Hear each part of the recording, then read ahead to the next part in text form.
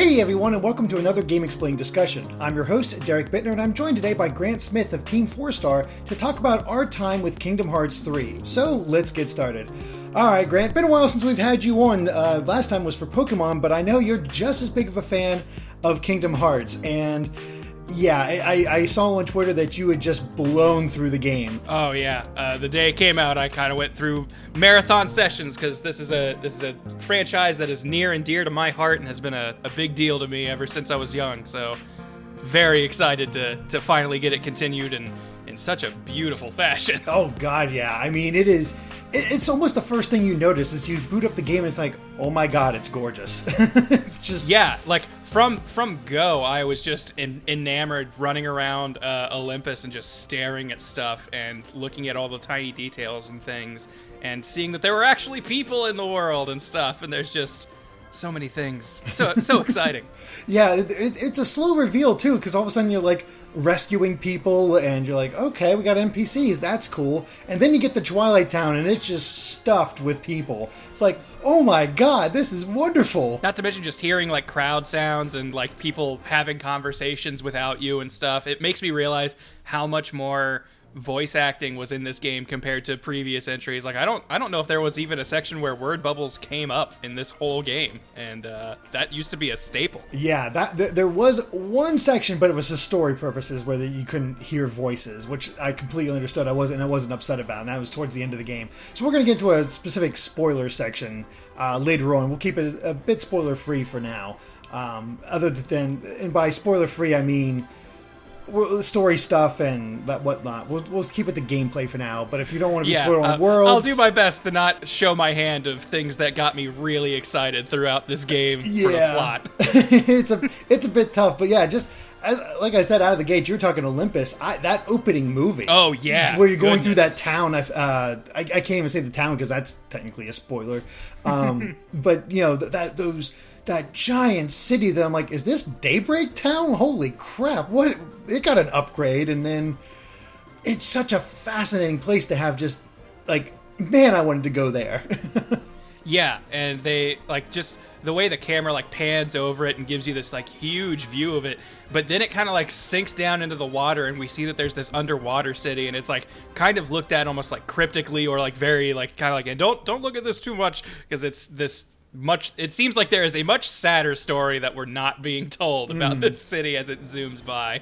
Yeah, it's just immediately drew my interest, and of course you got that wonderful conversation between Xehanort and Ericus, and just like it's really cool to show that these two, you know, were friends, because you kind of got that sense. They said they were in Birth by Sleep, but this is the first time you really got to see that, and I appreciated that little tidbit to see Xehanort shown in a slightly more human way.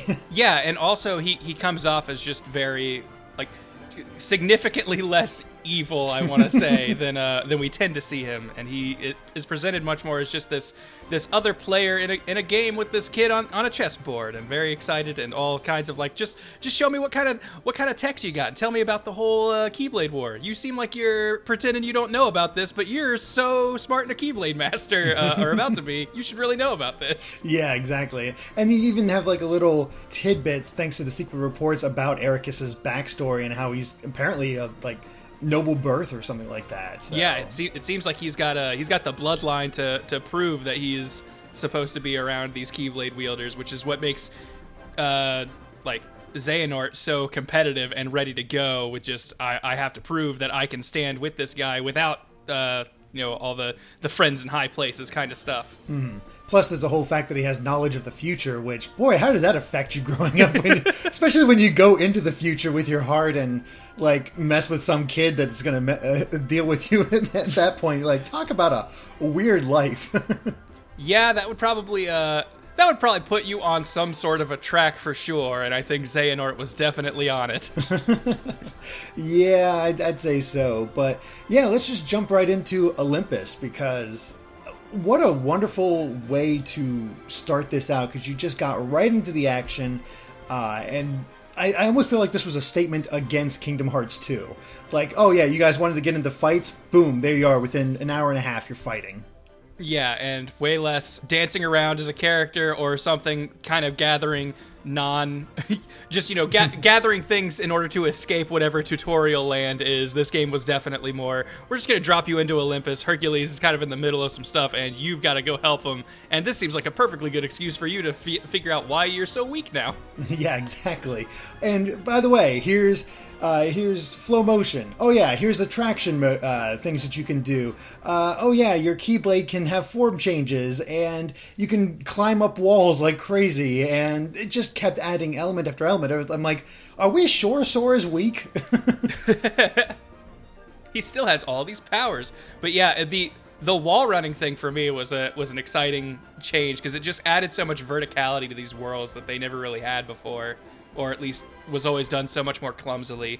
And in these, they're now just given an easy, like, okay, we want you to go up a tier. Here's a place where you can just run up the wall. It'll be fine. It's not going to be, hopefully, this ugly platforming section. It is just get up there, and here we go. Yeah, exactly. It finally felt like the mix of what they were trying to do with 2. Because 2 was, like, the worlds always felt so flat. And I really did not enjoy the worlds of Kingdom Hearts 2.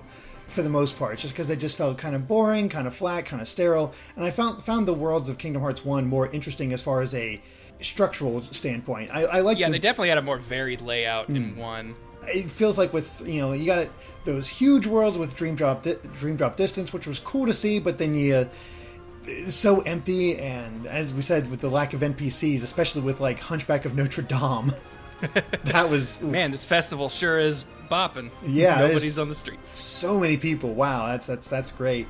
It just finally felt like the ideas behind these Disney worlds were fully realized with Kingdom Hearts 3. Absolutely. That, and the presentation on just the cutscenes in between things with characters talking to each other just felt so much more lively, and with all the extra animation and just voice acting, and just how much more expressive everything is really sells so much more. Like, I feel like just even the minor conversations and stuff between characters during the Disney World stuff still just seemed enthralling, because all the characters have so much personality when they're moving and talking and stuff, and it's a lot of really good stuff. Mm-hmm. I was amazed. Like, of course, the recreations of the Disney stuff, and we'll get into that later, but the Pirates of the Caribbean world blew my mind, just how well Sora and Donald and Goofy actually melded with this world this time around, because they stood out like a sore thumb in Kingdom Hearts 2. It was bad.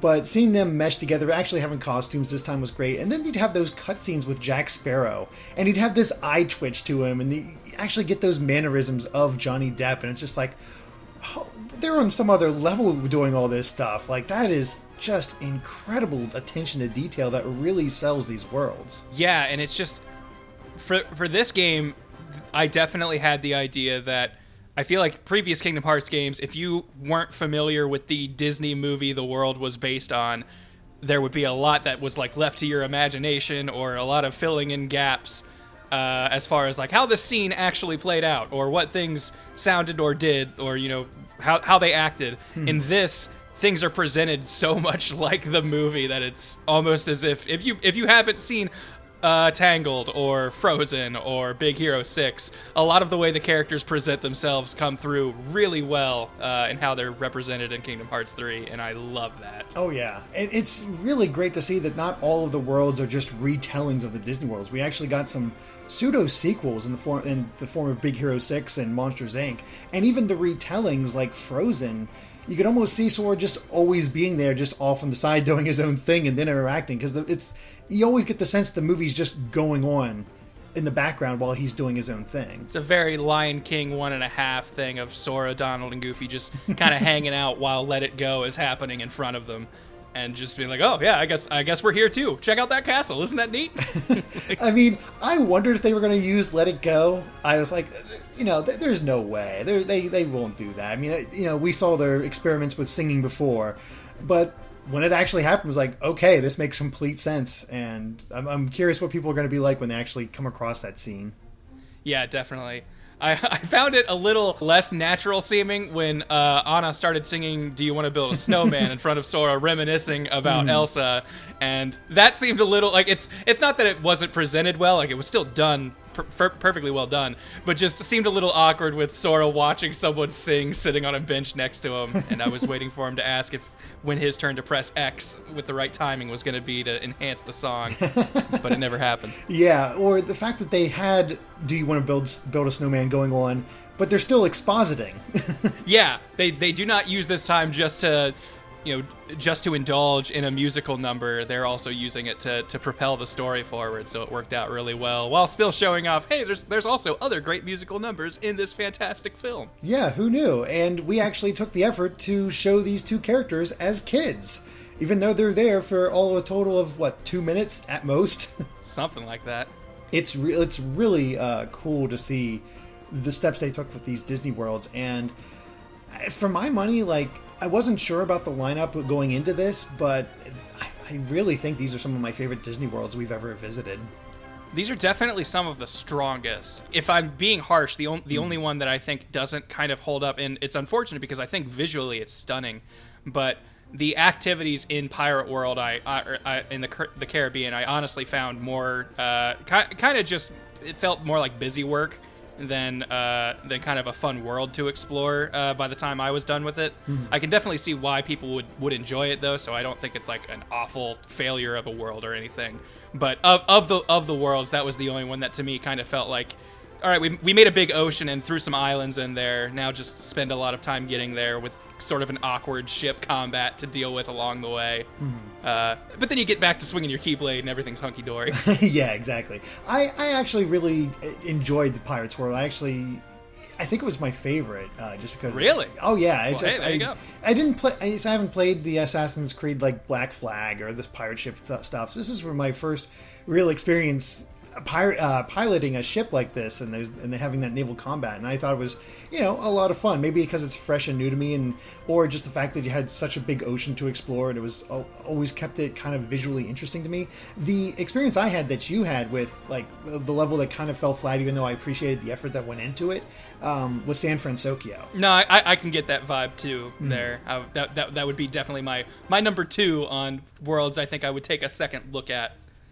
As far as just with a quick quality control brush, as far as what you're doing throughout it for the story, just feel somewhat disconnected compared to the worlds before it.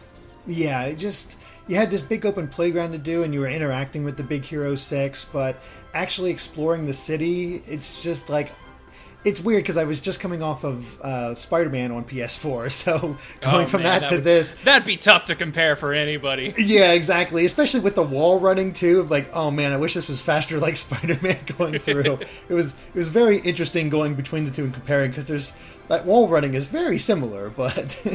That said, almost nothing in this game beats, once you get the glide ability, gliding over San Francisco and just kind of... Just taking in the city from the sky is real nice, and it's gorgeous, especially at night. You see all those far off lights in the distance. They really took time to make these feel like living, breathing worlds rather than just movie sets. It felt before. Here's the tents from Mulan. You remember these? Cool. Look at them. Here's Pride Rock. Look at that. There's a few people here, or lionesses here, and stuff like that. It just never really fully made it seem like you're actually in that world. And then I got to the Kingdom of Corona the first time, because I went to Corona before Toy Box. And going through that forest and just escorting Rapunzel, seeing those scenes play out, and just what a great first impression once you got past Olympus and Twilight Town. Oh yeah, and for me, Hercules was my favorite Disney movie as a kid. And finally having a Hercules world, because Kingdom Hearts 2, you went through the underworld, which was really cool. But being able to explore Thebes and Mount Olympus, as well as the summit where all the gods are hanging out, was just so cool, because that's a place that you get to just get so many peeks in throughout all of Hercules, and getting to actually run around them and them feel like actual places was a real moment for me in these games, and realizing how far they've come. Mm-hmm. I mean, they have that wonderful moment after you defeat the Rock Titan and you bust open the way to the realm of the gods, and it's holy crap. It really is a great moment of just oh my gosh, it's so bright all of a sudden, because they have that wonderful mood as you go up further and the storm starts happening, and you have that intense boss fight, and you get to that point and it's just wow, and you have this nice little moment to come down, but also keep fighting Heartless. And then finally getting a chance to fight the other Titans, not just the Ice Titan and the Rock Titan. That was cool. Yeah, that was amazing. I played on Proud mode, which I do still think was a good decision on my part, but it made a couple of the early bosses real health sponges, and it's unfortunate because I think the fight with the Titans is spectacular. But I died during it and had to start it from the beginning. Oof. And that has unfortunately made my memory of it just that damn fight. But no, it is still really good and really cool how they pull it off. Just when you have to do it twice in a row kind of ruins a little bit of the magic. Yeah, I can imagine, because I played on standard because I was on a tight time limit to get it done in time for review. So I was like, all right, I prefer to play on Proud, but I'm going to go with standard just because I need to get through this. And even on standard, that boss fight, especially with how much of a marathon it is, I had basically a sliver of health the entire time, and I'm fighting the Wind Titan or Tornado Titan, whatever it's called, and just the smallest of health and dodging like crazy, and it made it tense and really, really fun. Yeah. So that's why I have good moments, but good memories of it. But I also felt for a long time none of the bosses quite matched the spectacular quality of that fight. Not until the Frozen boss, I think. I really got a kick out of the final boss in Kingdom of Corona, the Mother Gothel Heartless, where it's that weird looking tree chameleon thing. I really loved that thing's design, and also I feel like that area is a cool place to fight because it's just got so many different levels with the kind of the lake underneath where the tower is, and there's kind of that hill there, so it's just got really good fun geography to fight a boss instead of a flat room where I feel like a lot of boss fights take place. So I really enjoyed that, but yeah, definitely as far as spectacle goes, Hercules definitely hits a high note, and then the game kind of backs off for a little bit until we start getting some crazy stuff later in the game. Yeah, I agree with you about the idea of the tangled boss, and it was fun, but I also the combat itself was the geography was smooth. The battle itself was just kind of pretty good.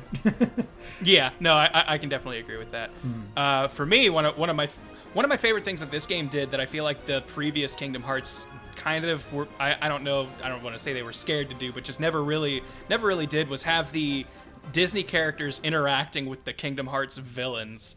I feel like I've never really seen much of the Disney cast talk to, say, Organization 13, other than I think Beast talked a little bit to Zaldin in 2, but either way, nothing compares to how much, say, Sully throwing Vanitas.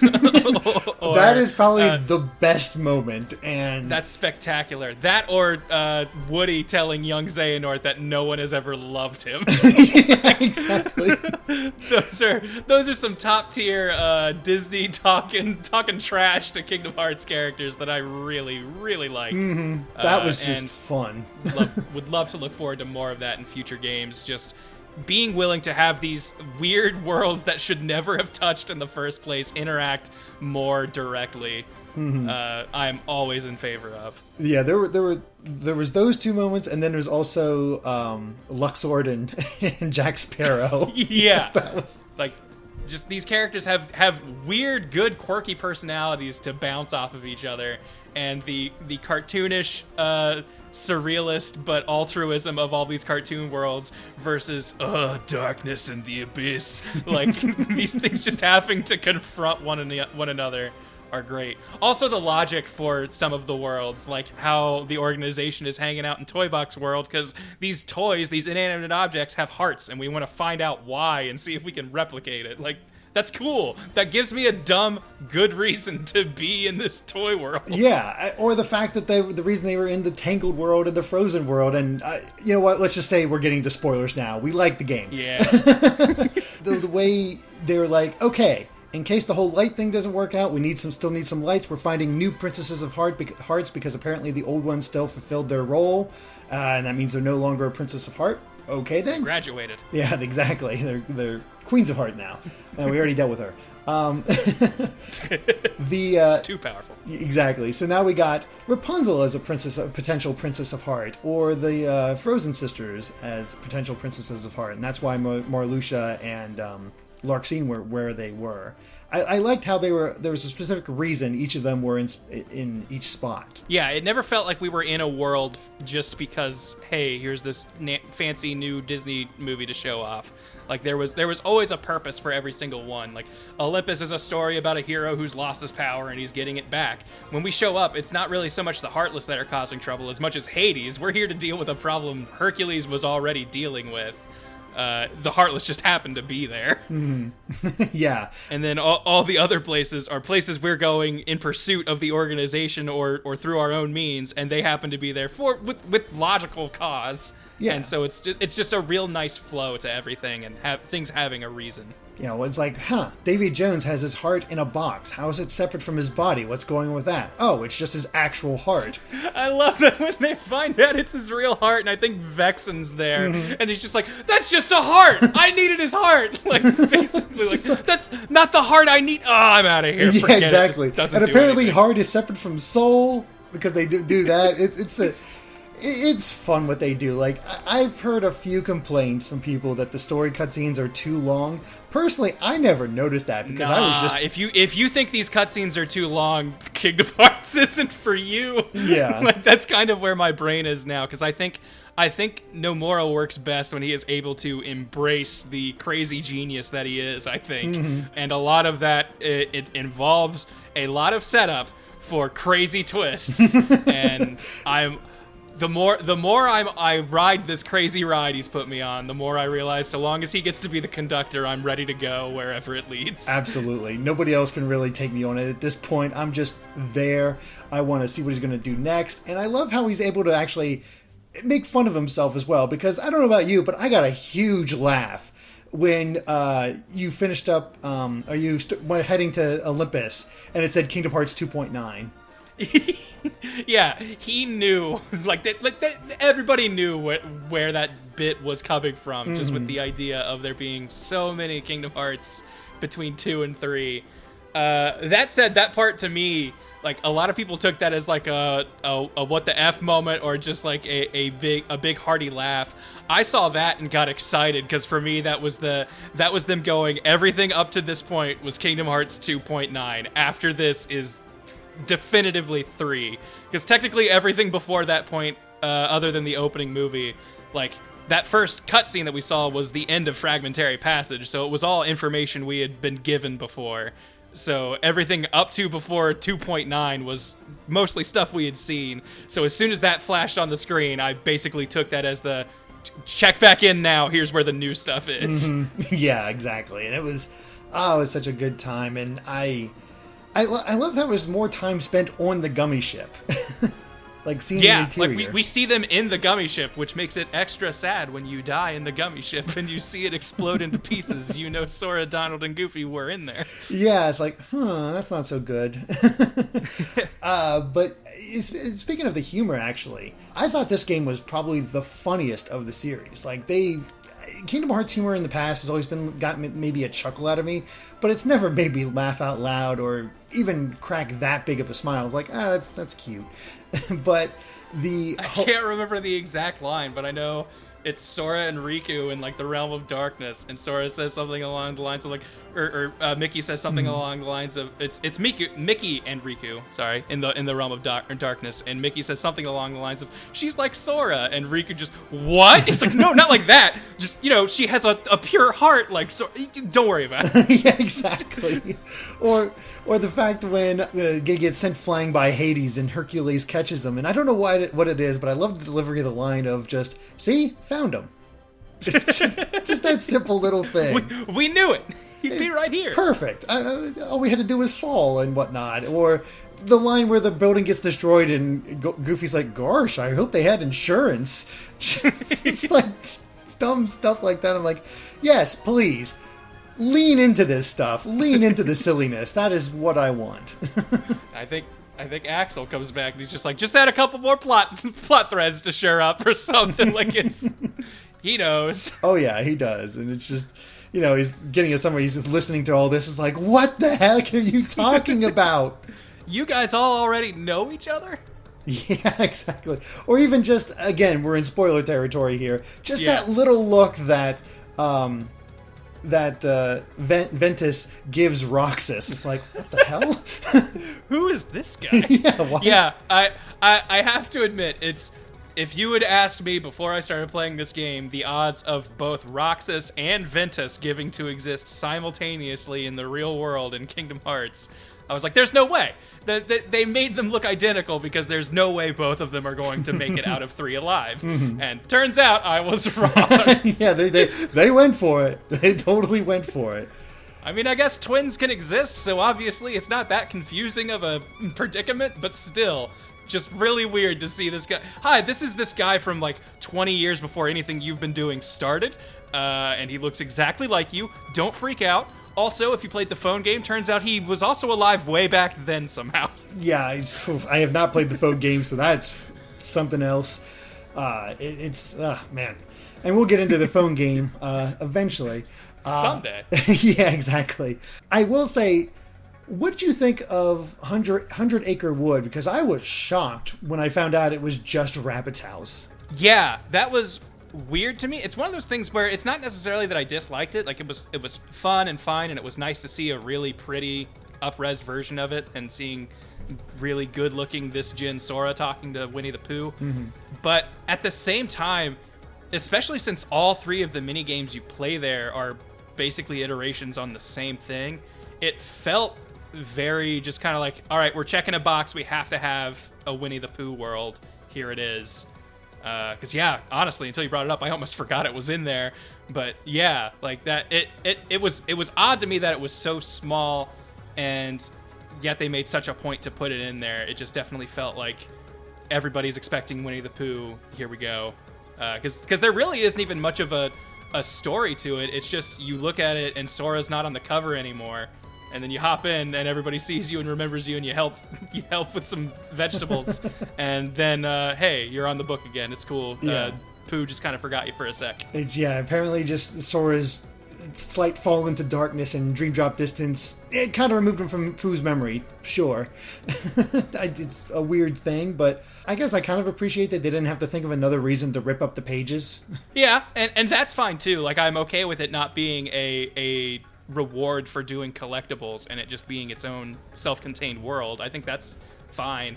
It just felt weirdly short, kind of out of nowhere, like story-wise, when they put it in there, because they just have you travel back to Twilight Town just to do it and then to leave and never really talk about it again. Yeah. It just felt very odd. Like, again, it's not that they did anything wrong or that it was a disappointing world. It felt weird with where it was and when. Yeah, it's just sort of like, there it is. Okay, move on. It's like, this is how you get honey for the Remy stuff. Oh, I guess, yeah, that it does help with that mechanic too. Because I was like, other than like doing the fruit and vegetable gathering mini game, it's sort of just there for 3 more lucky emblems and a treasure chest, I think. Something like that, yeah. And I actually did all the Remy stuff, cooked all the meals, so that was fun because especially a lot of them required honey, or you had to do the Fantastic Flan missions to get specific fruit. And oh my god, some of those Fantastic Flans I love. Other ones I have a burning hatred for. Olympus, that one's a pain because the Olympus one is the worst. Some sections, like, I swear I'm doing the same thing every time, and then I'll just hit something. It's like careening off into the distance, and now you're bouncing all over this wall, and just yeah. There's that one and the San Francisco one where you're doing the jump puzzle or whatever, like where you got to jump on the different ones. And sometimes it puts you at like every X number of jumps, it puts you in that high flying free fall where the camera angle shifts, and it's really hard to accurately land. And I'm just so mad that they put it in there. It's the only time I'm upset about that free fall because it messed me up. Yeah, it looks so cool any other place, but this is the one spot where I really wish I could just have a little toggle to turn it off because it's making this minigame way harder than it needs exactly. To be. Oh man, it's just like I got it once. One time I got it where I actually aimed properly and actually hit the flan so I could continue jumping. But then you get to like the Caribbean one where you're firing cannons at them. That's a lot of fun. Yeah, and that one's fun. That one's like really not all that hard to get the necessary thing for. Like it seems like a very well balanced mini game by comparison. Exactly. Pretty much all the others. I'm looking at my list here. The Corona one is okay, where you're taking pictures of them. That one takes a little too long to get the best shots and get. Yeah, the points. it's for me that one was a little too vague because I played it initially, went through it and got a good enough score to get one fruit out of the guy, which initially I thought was all you needed. And I was like, okay, well, that seems simple. Don't really know how you could have gotten better score there. And then realized it's just, oh, wait, everything has like a score that will get you an excellent rating, but then they also have another pose that gives you more points while still giving you all the exact same feedback. So it's very unsure of whether or not you got the right thing at all until the score at the end, and you're like, oh, wait, I only have 16,000 and I need like 20,000. And it's just like, fine. I'll do it. But the others, Toy Box was nice and easy, fun. Monstropolis, that was fun. I think Arendelle had like the most interesting mechanic where you had to reflect, freeze them back, shoot that and then ice go back. down. Yeah, that was really cool. Like I felt like that was actually training you for gameplay, which I thought was great. That's of what mini games kind of should do. Yeah, I wish, honestly, and this is jumping more into not so much spoiler stuff, but as far as like a lot of people I know late game had a lot of trouble with some in-game fights because they had completely forgotten about how you could like zip to enemies with shot lock. I really feel like they should have made one of the mini games about that, because I've seen quite a few people complain how hard the last boss was, and if you do that, that makes him really easy. Yeah, I didn't do that with him, but I also had the ability where if I hit jump while I was getting knocked back, and I can do a reprisal where I just swung like crazy to get right back to him. Zip right, you spin around back to him. Yeah, and I just did that, and it was like right into combos. Like, yep, let's do this. I'm not letting you go. So that was pretty fun.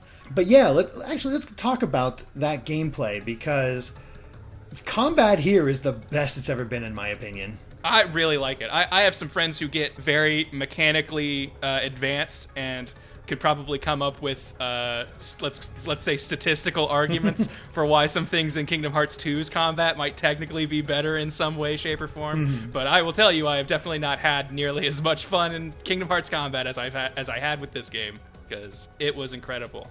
The what's it called? The Ever After, the Keyblade from Kingdom of Corona, the drive form in that is maybe the coolest power in a video game ever, where every dodge roll and air dash creates just a little illusory clone of you, and it will shoot at your opponents the next time you attack, and you can just make up to like 4 or 5 of them, so you just have all these things surrounding an enemy and they all start shooting at once, and it's the most satisfying thing in video games. 2019 right here calling it. I mean, it destroys them too. It just tears down so much damage. Their damage, and then you do the tower attack at the end, and it's so freaking cool and satisfying. And I know a lot of people love the dual keyblades, but boy, did I not miss it at all in this game. The fusion I will say, having at least one of the keyblades like drive forms do a dual wielding thing would have been really cool. True. Like that would have been nice. It's not so much that it's like it not being here ruined it, but it's one of those that as soon as I heard someone mention it, I was kind of like, man, it does seem like a real missed opportunity. But yeah, it's during the game, at no point was I, what would have made this fun? Yeah, exactly. And I thought it was a really clever way of like, let's give Sora guns, let's give Sora a hammer, let's give him a staff, let's give him a freaking spear, or what have you. The ability to upgrade your Keyblade is maybe one of like the undersung but I think most important changes in this game, because it let me use stuff like the Kingdom Key late game without feeling like I was crippling myself to do it, because it's just I could upgrade it to make it stand with the other Keyblades, and it let me actually pick and choose what kind of Keyblade I wanted based on its ability and drive form rather than just the stat numbers. Yeah, and the fact that you had strength ones and magic ones and balanced ones, and you could hold 3 Keyblades and easily switch between them. Like, it just was so simple to change up the gameplay or have it adjusted to how you wanted to play. So made it so much simpler and made combat just that much more satisfying throughout. That, and let you keep changing up how combat went. Like, you were given tons of options that were all equally valid, so you never felt like you were pigeonholing yourself into, well, this is my strongest Keyblade with the best drive form, so it's all I'm going to use. you could very easily build up other Keyblades to match it, and all the drive forms had their strengths and weaknesses and reasons to use them. So it just let combat stay varied, which has always been kind of a problem with Kingdom Hearts, is that it tends to devolve into just mashing X for a lot of people, which, to be fair, still totally works in this game. Oh, yeah. But you can make it so much more fun and visually exciting by pressing those other buttons on your controller. Oh, yeah. And, they didn't have as many of those reaction commands like 2 did that sort of gave you the, we're not doing the whole God of War cinematic, I forget what the term is anymore, but, those sort of things. Quick time events, that's it. None of those are really there anymore. There's, elements of it where you can power things up or something like that with the links, but, it just made it all the much more visceral and exciting to see yourself actually pulling off a lot of these. And there are a lot of options that I honestly just, there are so many to do. It's like, oh yeah, I can do that when I accidentally activated flow motion and tore up through some enemies. Or, oh yeah, I should try out a link and do that. Although, I felt like the links were kind of hit and miss. Yeah, the links, I think I used all of them at least once just to see them.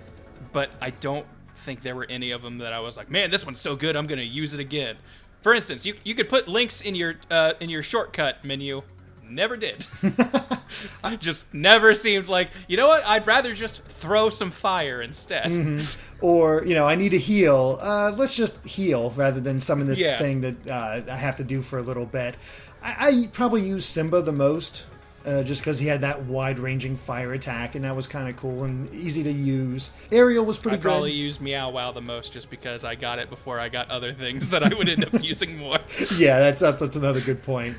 I hated Wreck-It Ralph's. Wreck-It Ralph's I used exactly one time and went, this seems real bad, I'm not going to use it anymore. I didn't figure out until later when I was looking at my footage, when I was showing the links, that the idea is that little light that comes out from each of the blocks you put down, that stuns the Heartless. So the idea is you're stunning them all as much as you can, and then you wreck them in order to cause all the explosion and take out the Heartless that way. But it's far too much setup, and it's like, no, this slows it down too much. I'd rather just be tossing, as you said, fireballs around, and hey, if I toss enough fireballs, I can make an even bigger fireball for free. Yeah.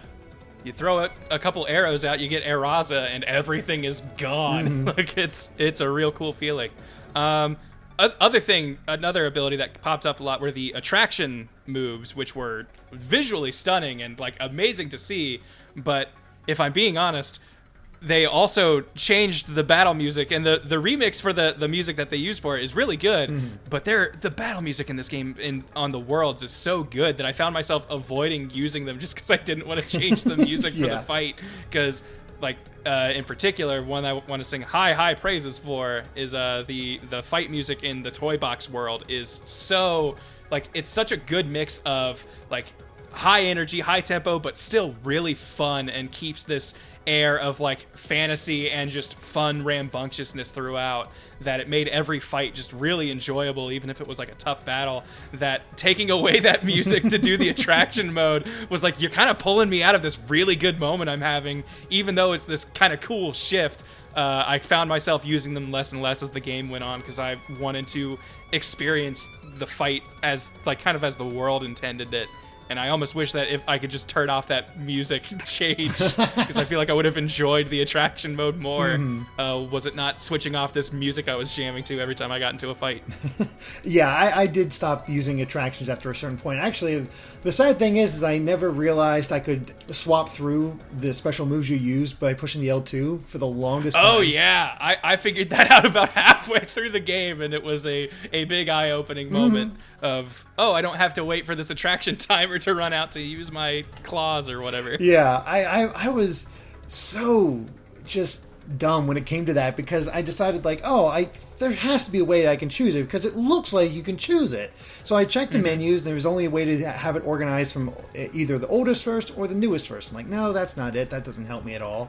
Or, maybe it's, hey, I'm not using L2, R2 during the battle. Let me try that. And I pushed R2 first and nothing happened.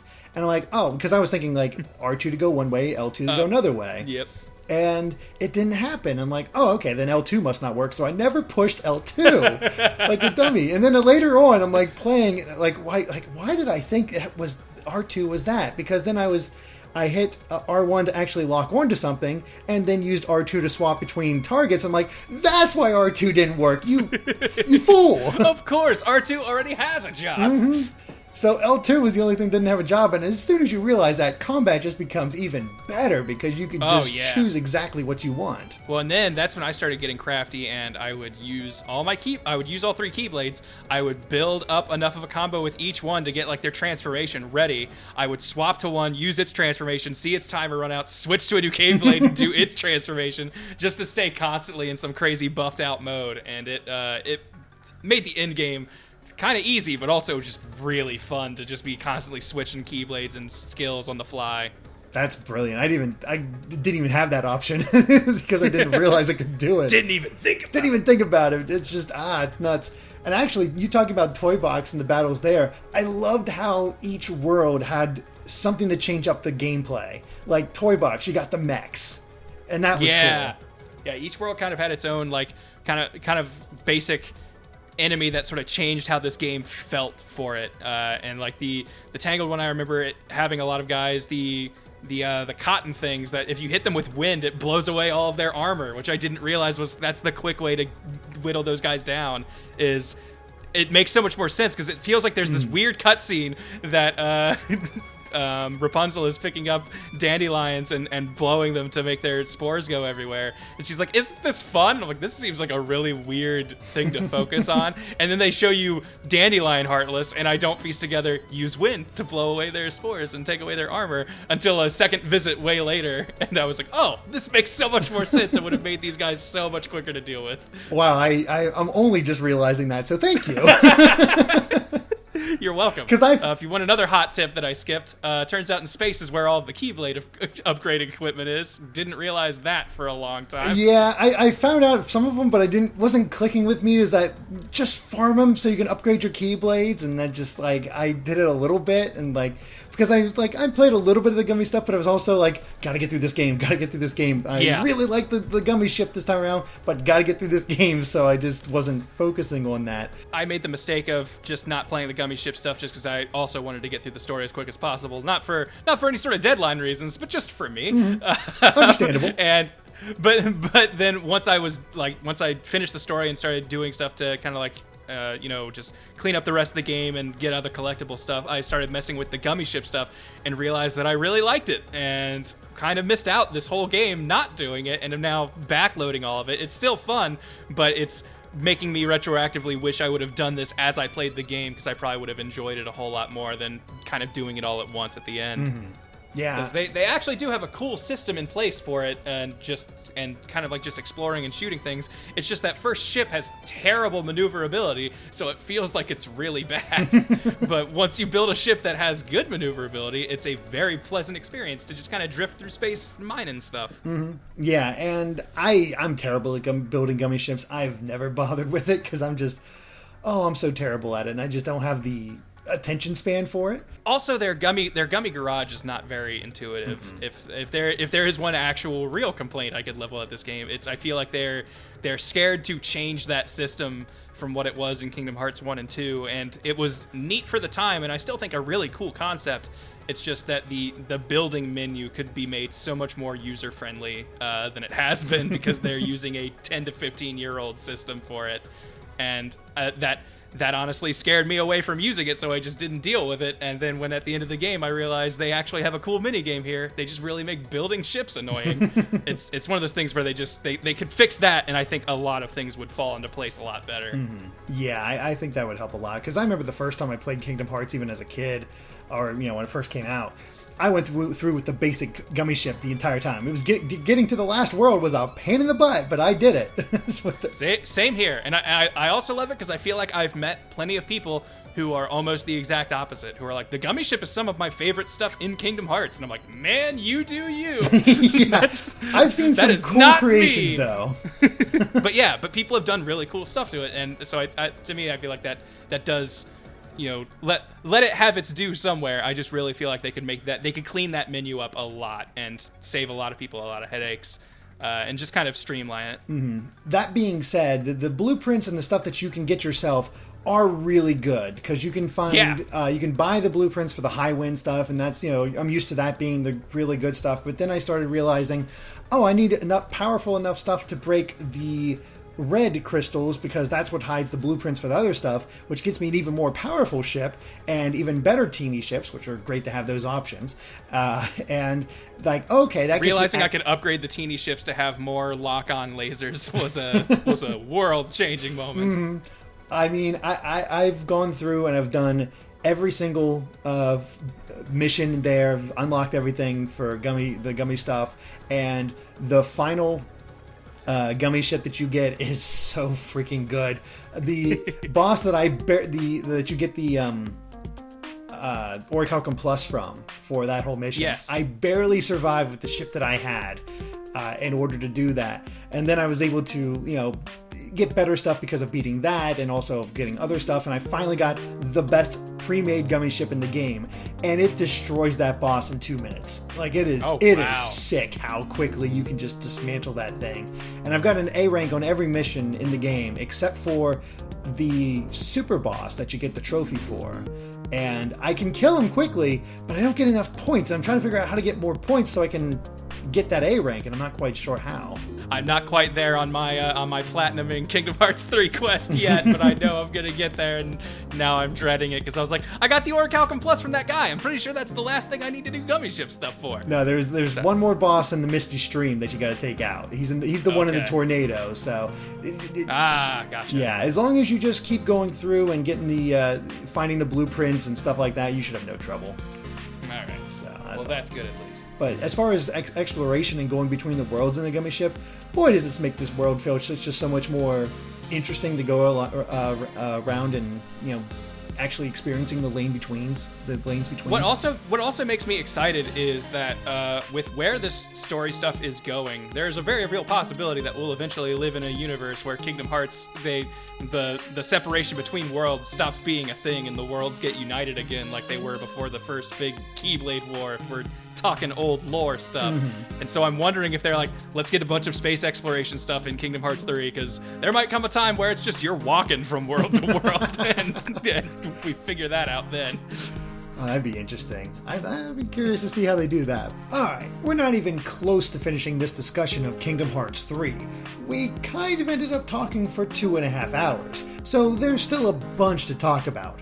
Join us tomorrow for part 2, where we'll dive more into the story. Thanks for watching, and if you like this video, be sure to like us on Facebook and Twitter at GameXplain, and check out more from Grant over at TFS Gaming. And, of course, be sure to subscribe to GameXplain for more on Kingdom Hearts and other things gaming as well. Until next time, bye!